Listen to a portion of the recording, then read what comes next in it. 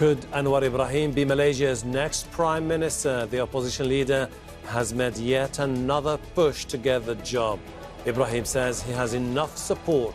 So could he finally grab power? And what would it mean for Malaysia? This is Inside Story.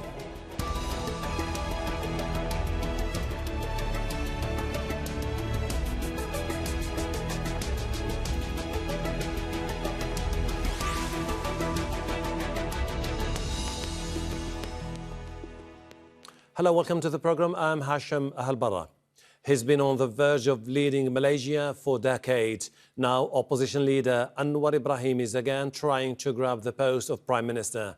He says he's presented the king with evidence he has the required majority in parliament to unseat Muhyiddin Yassin. Muhyiddin has only a two-seat majority and is struggling to maintain support. The palace says Anwar has told the monarch how many lawmakers backed him, but didn't reveal their identities. The renewed power struggle comes as Malaysia's economy is being battered by the coronavirus pandemic. Anwar has urged Malaysians to be patient and give the king space to review his bid. I would appeal to the Malaysians to exercise patience and wisdom and to allow the king to digest and decide based on the spirit of the Constitution and the discretion of His Highness. Meanwhile, we must also remember that Prime Minister Muhyiddin Yassin has lost his majority and therefore would be appropriate for him to resign. Florence Lowy has been following the developments from Kuala Lumpur. Opposition leader Anwar Ibrahim said he met the king and presented him documents including statutory declarations and statements from party leaders to show that he's got the support of more than 120 members of parliament. 112 is needed for a simple majority. Now, Anwar has been seeking an audience with the king since he announced last month that he's got the support of the majority in parliament and was seeking to be appointed prime minister. But he hasn't been able to meet with the king until Tuesday because the monarch has been unwell. But shortly after Anwar's press conference, the palace issued a statement saying that while Anwar informed the palace just how many members of parliament support him, he did not name them. Now, the statement also said the king has advised Anwar to abide by and respect the constitutional process. Now, that's the first hurdle for Anwar, convincing the king that he has the support of the majority in parliament. The second is the king could still, on the advice of the Prime Minister, Muhyiddin Yassin, dissolve parliament and trigger snap elections. Now, some analysts say this may not go down well with many Malaysians, considering recently held state elections has been blamed for a third wave of coronavirus infections in this country. There is another option for Anwar Ibrahim if he fails at this juncture. He could wait for Parliament to reopen in November and propose a motion of no confidence against the Prime Minister. Whether or not that motion is granted is another matter. Florence Lowy for Inside Story. Anwar has had a roller coaster journey through his political life. In 1993, he became Mahathir Mohamad's deputy prime minister and was widely expected to succeed him. But following a power struggle, he was instead sacked and imprisoned for sodomy and corruption in 1998. He was jailed again in 2014. Anwar ended his feud with Mahathir before the 2018 elections that ousted the 61-year ruling coalition. He was freed from jail and became Mahathir's designated successor. But Mahathir's failure to set a deadline to hand over power and his resignation in February has split the alliance. Anwar's ambitions were set back again when Muhyiddin Yassin became Prime Minister in March. He's renewed his bid for premiership in September, announcing he's secured a parliamentary majority.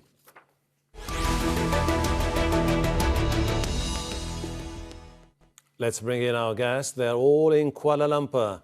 Tricia Yeoh is CEO of the Institute for Democracy and Economic Affairs. Ibrahim Suffian is Executive Director of Merdeka Centre, a public opinion research organisation. Bridget Welsh is Senior Research Associate in the Centre for East Asia Democratic Studies at the National Taiwan University. Welcome to the programme. Tricia, now that Anwar Ibrahim met with the King, from a constitutional perspective, what would be the steps taken by the monarch to find out whether Anwar Ibrahim genuinely has enough number of parliamentarians to become Prime Minister? It's indeed an interesting day in Malaysian politics. The next steps for the Constitution. So the Constitution actually does not recognize the role of a political party per se. All the Agong needs to do is to be convinced reasonably of a certain person holding the majority within Parliament. And in recent times, what the members of Parliament have done is that they've produced statutory declarations and presented these to the Agong. And this is indeed what happened all the way back in February when there was a dispute as to who held the majority and of the confidence of the Parliament. And the Agong will now, as we have heard from Anwar Ibrahim's press conference today, will be meeting with party leaders over the next few days. And this is precisely what Anwar Ibrahim has asked people to wait for the King to give the patience and had the patience to give the King the time to do this in meeting the party leaders and being convinced verbally as to who actually holds the command of the majority. After meeting, he will decide. So the discretion is with the Agong to decide to make that decision. And then finally, he will make that announcement. So this is what was done in February 2020, many months ago. And this is probably the steps that he will be taking as well. Well, that is one route that he can take. Ibrahim, why is Anwar's bid for power shrouded in secrecy? He says he has the numbers. He's not forthcoming when it comes to who's who. And no major political party has said that it endorses publicly Anwar Ibrahim. Well, this is not the first time that Anwar has made this bid for power through this channel of approaching the King and professing to the King that he has support.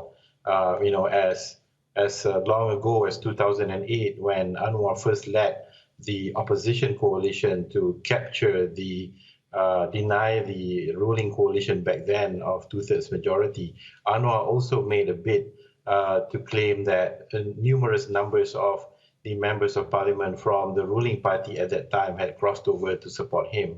And I think perhaps learning a lesson from that period where he had named names and people knew who the possible MPs that were switching sides, I think this time Anwar has learned a lesson and kept the list secret, if there is one. And I think he has, his statement and also reading the statement from the palace today, I think no list of names were produced, such that now no one is really sure who the individuals are that has purportedly supported Anwar Ibrahim. So I think the whole nation is set in suspense. And the reason is because if the names are known, then the different sides will begin horse trading, persuasion, as well as coercion to try and maintain support. I see your point. Bridget, now, will the King talk to all members of the Parliament, the 222, like he did in February, that paved the way for Muhyiddin Yassin to become Prime Minister, or is it going to be a different choreography this time? Well, I think this is one option, and it was carried out before. And I think it's important to understand that in the option in February, it was not clear whether or not Muhyiddin Yassin had a majority at that time. And so the King did make a decision, but it's not clear whether or not those numbers were actually accurate. So I think a lot of it's going to have a lot of power. The King has a lot of power to make a decision how he interprets the numbers. And I think that what we're seeing now only are the stages of leaders coming forth to speak to the King. I would also add earlier on the question about the issue of secrecy. One of the issues, however, involves is the question of whether or not in Anwar Ibrahim's list are people who are criminally charged as part of the previous government. And this is something that is being speculated on, and there hasn't been transparency in this. And this is something that, of course, affects Anwar Ibrahim's stature in terms of reforming and as a reformer. So there are questions being asked asked not just about keeping the strategic political game and in the process, but it's also about the composition of his list. And these, of course, will affect the entire relationship. This is why parties are actually being very cautious, because they also do not know who's in that list. Tricia, the monarchy is widely seen as someone who favours Muhyiddin Yassin to stay in power, to give a sense of political stability in the country. What if nothing works now? What would be the options ahead for the monarch? Well, so we talked about the first option, which is to do interviews with the party leaders, but bearing in mind that the party leaders are not going to say anything about their own members, because the route that Anwar Ibrahim is trying to take is essentially to he's trying to fish for the breakaway members. So the party leaders themselves are not obviously or evidently going to say something that their own members are breaking away. So the second option is, as your correspondent said earlier, is that once Parliament sits in November, then one of the members of Parliament can call for a vote of confidence or a vote of no confidence for the sitting Prime Minister Muhyiddin. This has been attempted in the last parliamentary sitting, but it did not succeed because the power is in the Speaker's hands, whether he wants to take that motion to be tabled in Parliament or not. So that may be likely again this time. And the third option, of course, is just to wait for what happens when the budget is tabled. So the budget has already been postponed from early October to now early November. So on the 6th of November, Parliament will sit and see whether people actually vote for the budget. Ibrahim, but couldn't this end up becoming a gambit for Anwar Ibrahim? Because historically speaking, Malaysia is a country, whenever you have a crisis, you see defectors and then you see backdoor diplomacy and bargaining takes place. People change alliances and you have a new political realignment. But what if this time it backfires on him and he's not picked as the next Prime Minister? Well, in this current scenario, Anwar Ibrahim is taking a considerable risk in trying to gain power, because the way that the parliamentary parties are currently aligned, Anwar's group of opposition parties does have a sizable number of MPs, but many of them, can't work with people from the opposite side for many ideological reasons, as well as the controversial nature that some leaders from the present ruling coalition have very serious court cases against them.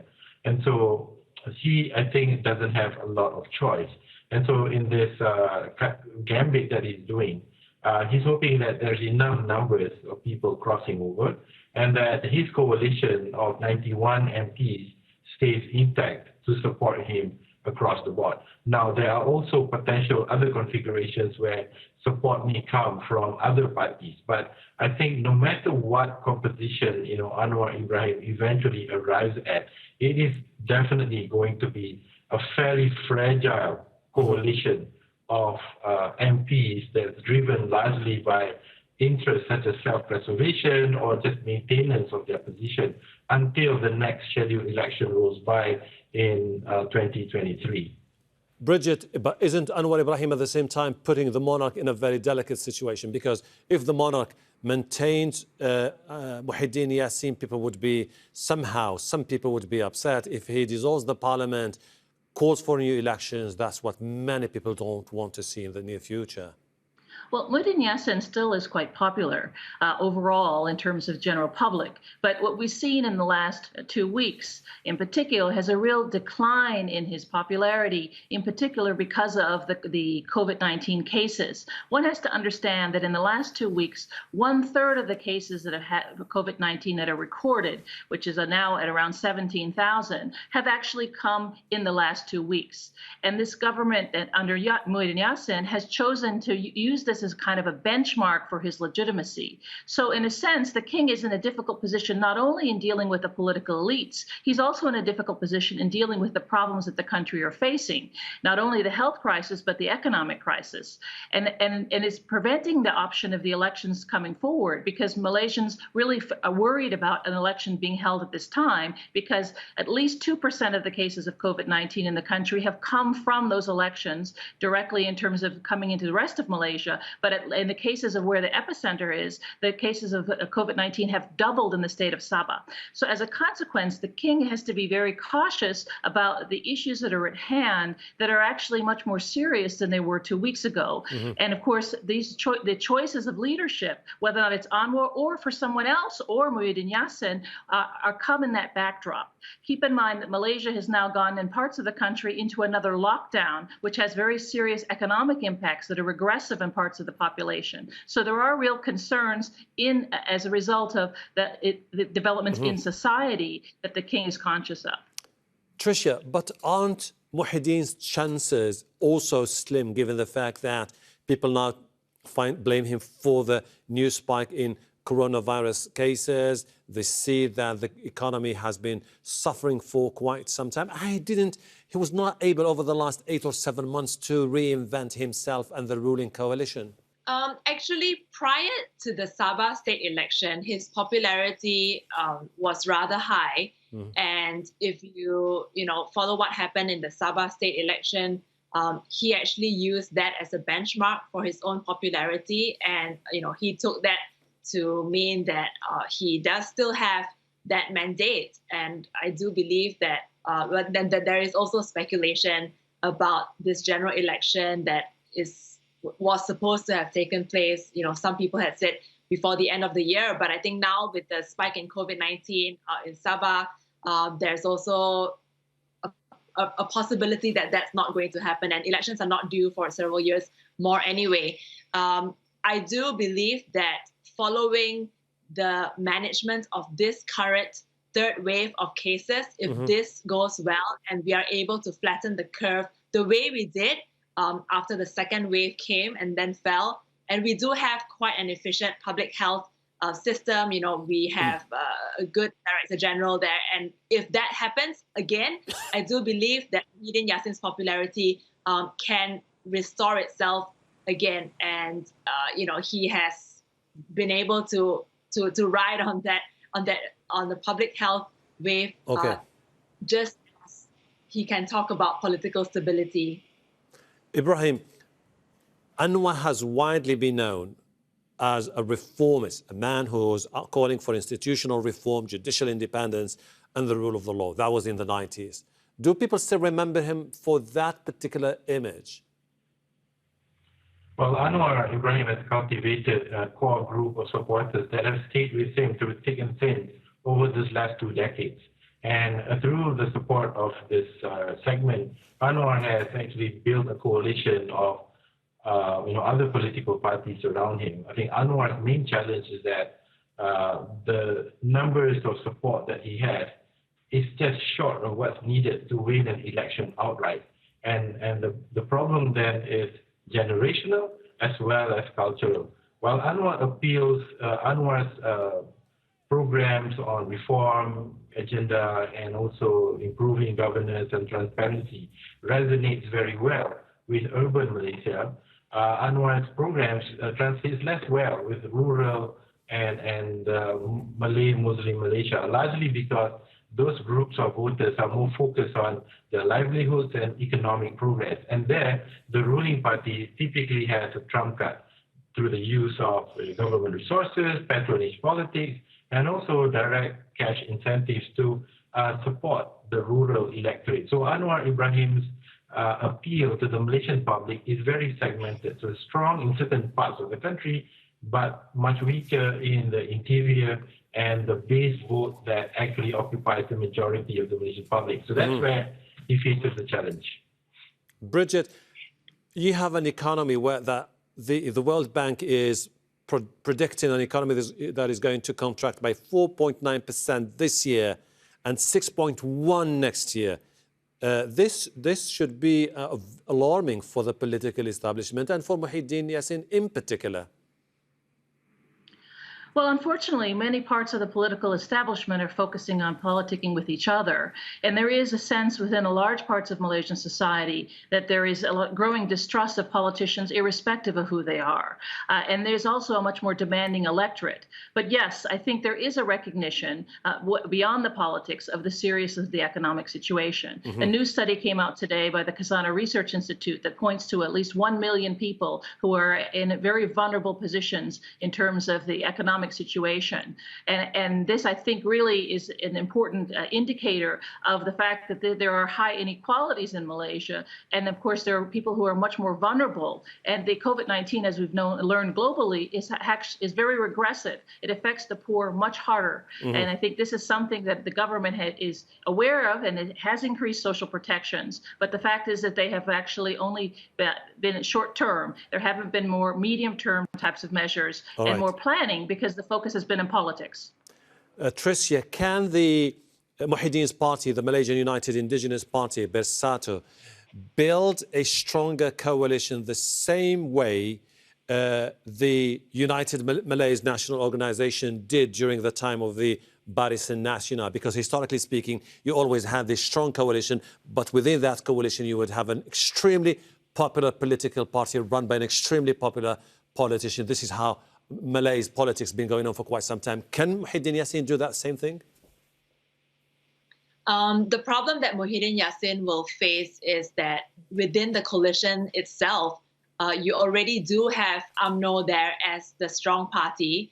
And so, you know, even in coming into an election, the kind of negotiations for seats, that will be fairly difficult. Yes, people have been saying that Bersatu has successfully formed a very strong Malay-Muslim coalition, formed out of Bersatu, UMNO, and even passed the Islamic Party for the first time, or after a long time, being together, working together again. But I think the reality is that they will be competing for very similar sort of votes, which means that you know, UMNO actually does seem to have the upper hand over Bersatu when it comes to within the coalition. I just had one more comment very about briefly, the economy. if you don't mind. Please go ahead. Go ahead.